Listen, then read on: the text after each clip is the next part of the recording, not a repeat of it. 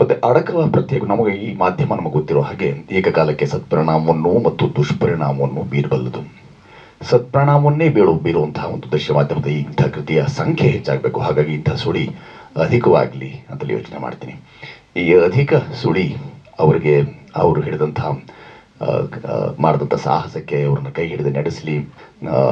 ಇದಕ್ಕೆ ಜೊತೆಯಾದಂತಹ ನಿರ್ಮಾಪಕರಿಗೂ ನಿರ್ದೇಶನ ಮಾಡಿದಂತಹ ರಶ್ಮಿಯಮ್ಮರಿಗೂ ಮತ್ತು ನಟಿಸಿದಂಥ ಎಲ್ಲ ವೃಂದದವರಿಗೆ ಅವರಿಗೆ ಶುಭಾಶಂಸನೆಯನ್ನು ಹೇಳೋದು ಬಿಟ್ಟು ಅವರ ಅಭಿಪ್ಸೆಗಳೆಲ್ಲ ಈಡೇರಿ ಅಭೀಷ್ಟ ನೆರವೇರಿ ಕಂಡ ಕನಸುಗಳು ಸಾಕಾರಗೊಳ್ಳಿ ಅಂತ ಹೇಳ್ಬೋದು.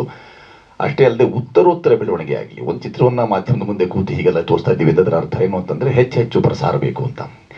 ಪ್ರಚಾರ ಒಂದು ಕಡೆ, ಪ್ರಸಾರ ಇನ್ನೊಂದು ಕಡೆ. ತುಂಬ ಜನ ಪ್ರಚಾರ ಪ್ರಿಯರಿದ್ದೇವೆ, ಆದರೆ ಪ್ರಸಾರ ಬಹಳ ಮುಖ್ಯ. ಇಂಥ ಅಡಕ, ಅದರಲ್ಲೂ ಅಕ್ಷರ ಮಾಧ್ಯಮ, ಅಲ್ಲಿಂದ ಒಂದು ಚಿತ್ರ ಮಾಧ್ಯಮಕ್ಕೆ ಬರುವಂತಹ ಇಂಥ ಅಡಕಗಳ ಸಂಖ್ಯೆ ಹೆಚ್ಚಾಗಬೇಕು ಅನ್ನೋ ಈ ವಿಚಾರದ ಪ್ರಸಾರ ಇದೆಯಲ್ಲ, ಅದು ಹೆಚ್ಚಾಗಲಿ.